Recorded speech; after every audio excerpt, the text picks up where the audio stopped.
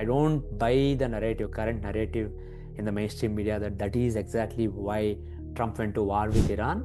I do believe that what we saw in Venezuela, what we saw in Iran, and what we may see in other parts of the world in the second half of this year and next year is all a clear strategy. Under the table, there will be a clear agreement between US and Iran. The time for them to hit back is coming a year or so later, second half of 2027 and 2028. Pakistan is in deep mess. The real loser from this is going to be China. If I look at his 2026 Tajaka Varshpal chart, the annual solar return chart, and also 2027 annual solar return chart, there are some dangerous considerations for him, some dangerous combinations in the charts for him. So in 2027, especially second half of 2027 or early 2028, I will not be surprised if Donald Trump is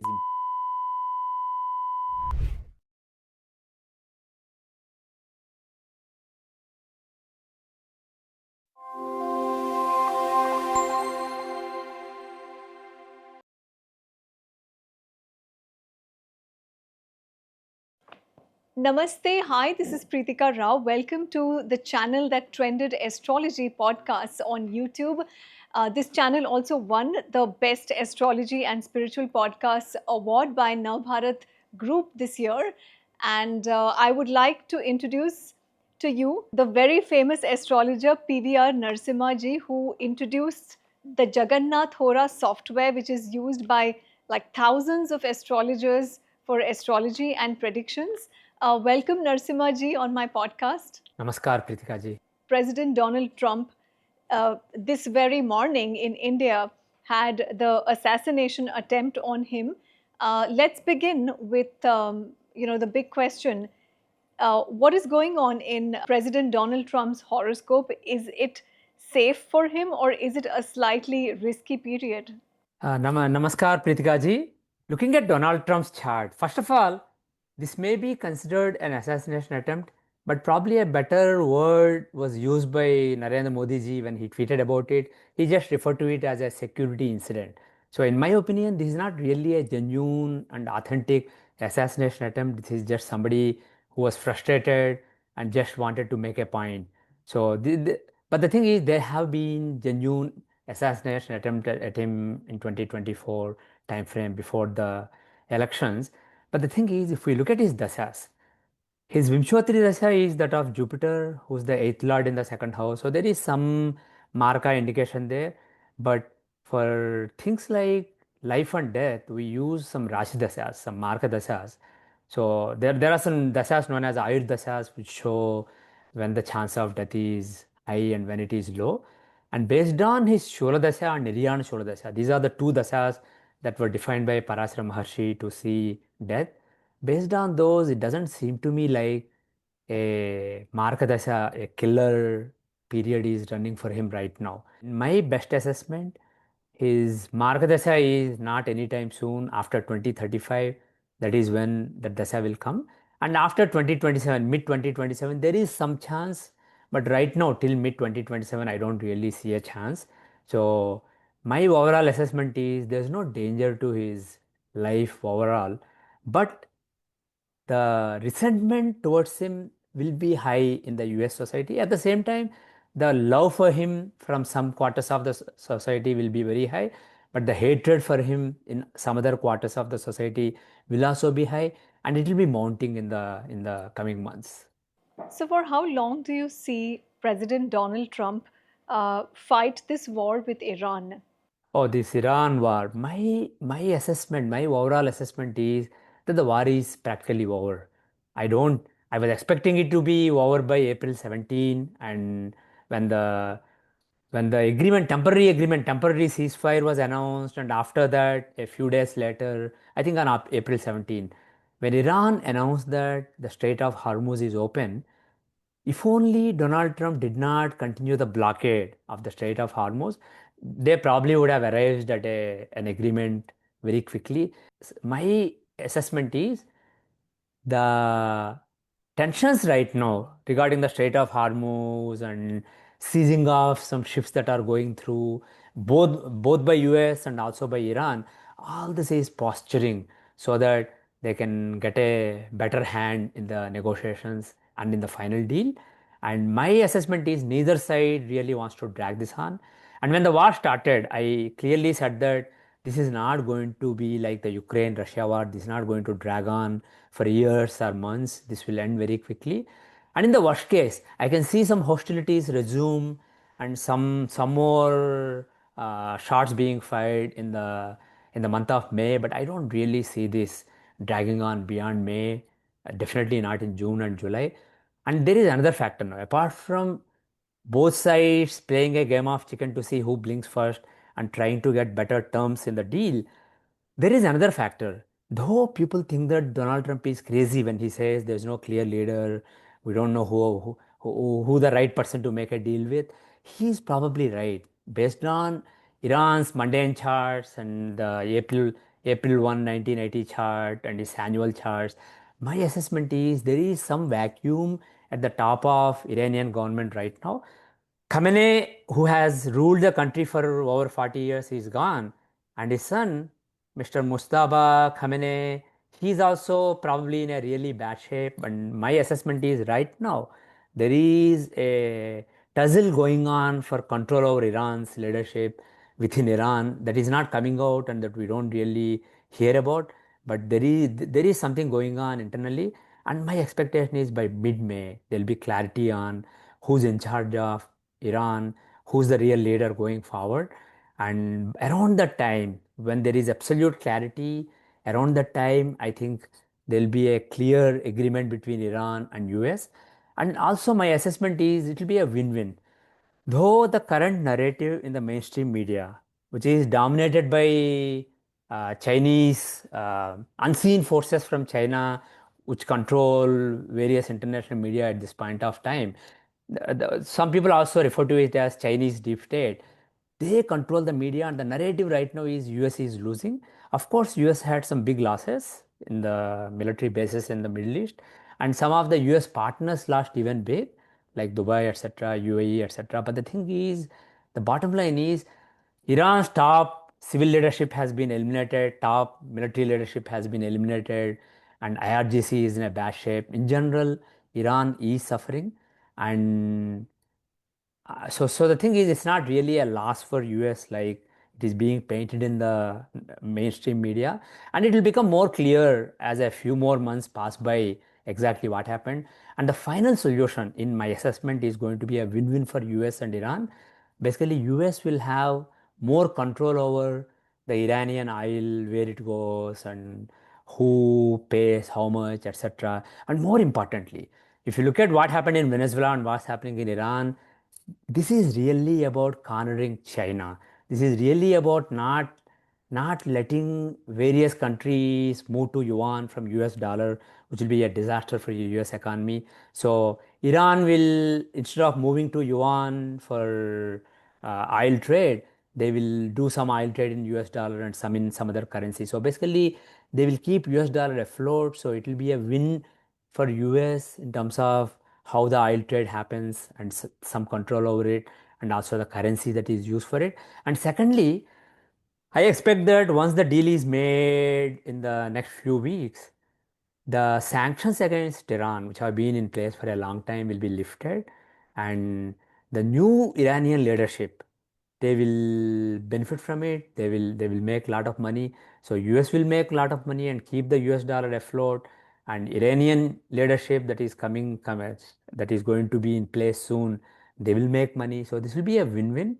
And in my assessment, the real loser from this in the short and medium term is going to be China, and because China's plans to corner US and convert lot of important trade, especially oil trade in the world, to yuan from US dollar, that will face a setback, and US will continue its supremacy. So bottom line is all that we see geopolitically right now in Venezuela, what happened in January, and what's happening in Iran now, and what may happen in the coming months in some other parts of the world with respect to US aggression, all this is just US trying to corner China. And I do believe that this will blow up big in the long term, but currently, in the current year, in 2026, I think it will be successful.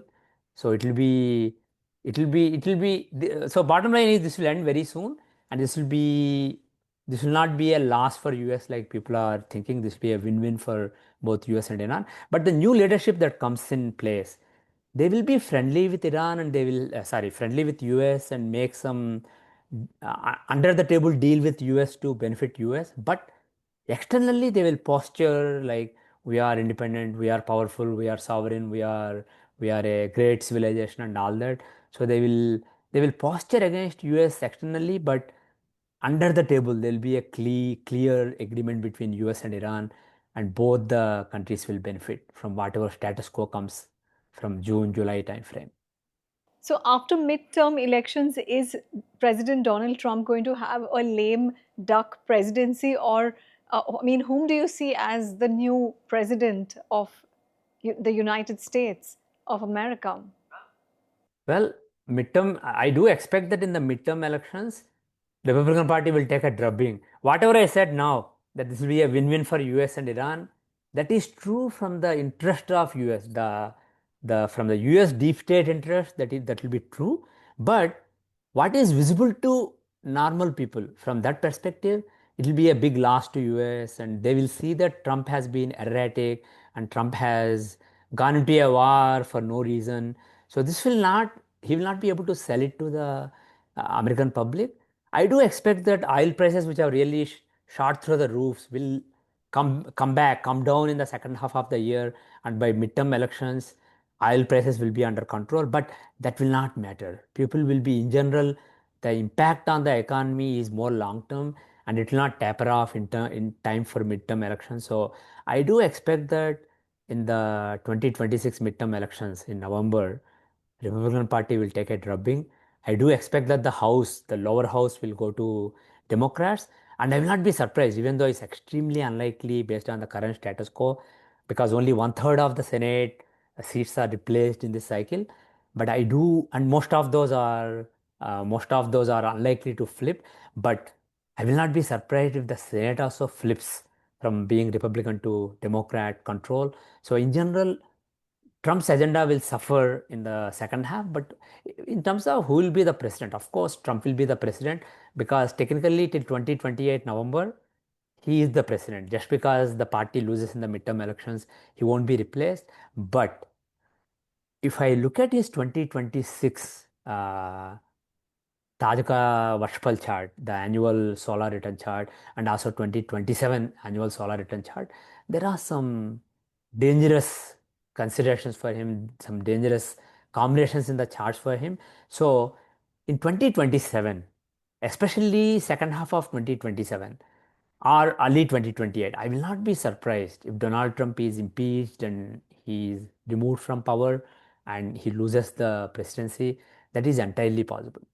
So, how much is President Trump influenced by Netanyahu and by Israel?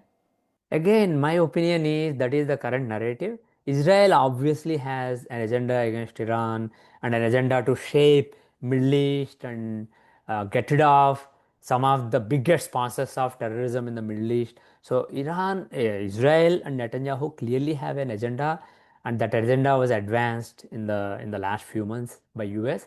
But I do believe that that is only a secondary consideration. I don't buy the current narrative in the mainstream media, that that is exactly why Trump went to war with Iran. I do believe that what we saw in Venezuela, what we saw in Iran, and what we may see in other parts of the world in the second half of this year and next year is all a clear strategy. I always say Trump is just the face of the US government. The brains is not Trump. What people refer to as US deep state, the unseen forces which are shaping US foreign policy and US control of the world, which are in charge of the status quo and keeping the status quo keep going, those forces, they wanted this war. And this is really about China. This is not about Iran. This is not about Israel. This is not about Middle East. This is all about Iran. So Venezuela was one of the biggest partners of China, and the China, Russia, North Korea, Iran axis was benefiting from Iranian oil and Iranian drone supply to Russia. So Iran is a big part of that particular axis that US wants to break up. And also Iran and Venezuela control a lot of oil in the world, and they want to get some control over that oil and make sure that that oil doesn't go away from US dollars and doesn't start completely trading in yuan. So this is a long-term strategy by the US deep state to push China to a corner, and possibly they may even think that the current US deep state is controlled by the neoconservative movement, the so-called neocons, and who are pretty aggressive. And another thing is, if you look at US current 20-year chart, there is a chart made whenever Shani and Guru are exactly together, and that chart shows the forces that are unleashed for the next 20 years. And that happened in, I believe, December 2020.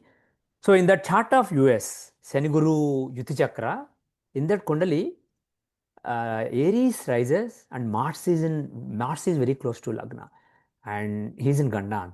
So that, and also in the Shashtamsa Chakra, which shows the deep vasanas, the subtle karmic forces which are being unleashed. In the chart, Vrishchika Ragna rises and Mars is sixth lord in the sixth house in Molatrikona. So basically, there's a lot of Martian energy in US in the 2020 to 2040 time period. So I will not be surprised if there is a part of the US deep state that really believes that pushing China to corner and provoking a war with them is actually beneficial to US.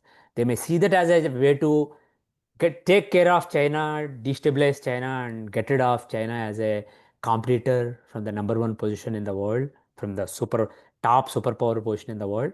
And at the same time, these people believe that this particular neocon theory believes that it is during wars that countries become stronger. For example, during World War II, US from a second level upcoming power status, they became the superpower of the world in the Second World War. So like that, if there's a big war, then basically US can again renew itself and become even stronger than it is, because there has been some stagnation in US economy and in the state of US as a superpower in the last decade or two.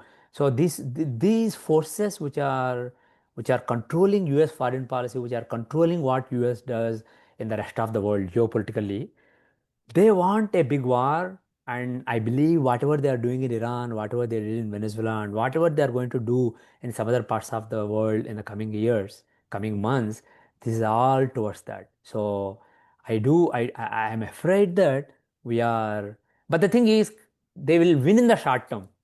China, based on China's long-term charts, I don't expect China to react now. Just like when Russia attacked Ukraine, NATO and US supported Ukraine, and they basically made sure that Ukraine was able to give a long fight to Russia. But the thing is, when Iran is being attacked, I don't expect Russia and Iran to intervene, except in very superficial ways and very limited ways. They won't intervene and they won't make this war drag on. They will just sit back and observe what US is willing to do, what US is capable of doing, and they will hit back. The time for them to hit back is coming a year or so later, second half of 2027 and 2028. That is when China will react to all that US is doing. But until then, in my assessment, US has a free hand, and they will keep hitting aggressively across the world the Chinese interests and cornering China. Yeah. So, President Donald Trump is seen lending support to Pakistan. Uh, Astrologically, do you see India getting affected by US support to Pakistan? No, actually, I do not. I always maintained, even during the tariff, the trade war, and all this tariff fight with US, I maintained that US and India will remain friends in general. Coming few years, I do believe that US and India are meant to be close friends. So this partnership will keep growing. I don't see any danger to it. And though some people think that India will be more on the Russia China axis because of the BRICS partnership, I do think that in the long term, especially in the next 3 years, as we are building towards a potential world war in 2030 to 2032 time frame, I do expect that India will get closer to US. So Indo-US partnership is here to rise. There is no question in my mind about it, and it will keep growing in the coming years. In the technological field, in the military field, in the trade and commerce field, in all these fields, Indo-US partnership will be growing. And as for Pakistan, unfortunately for them, the current period is not that good for them. In spite of all the optics of US depending on them for diplomacy and all these peace talks, etc., my assessment is USA is just using them. This is not really a good time for Pakistan. Pakistan is in deep mess, and they see this as an opportunity to come out of it. But my assessment is they will just be used and thrown.